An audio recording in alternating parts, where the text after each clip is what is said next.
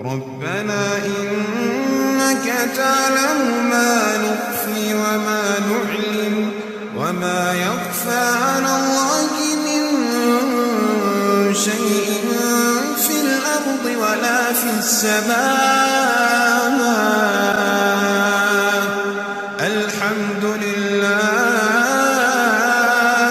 الحمد لله الذي وهب لي على الكبر إسماعيل وإسحاق إن ربي لسميع الدعاء.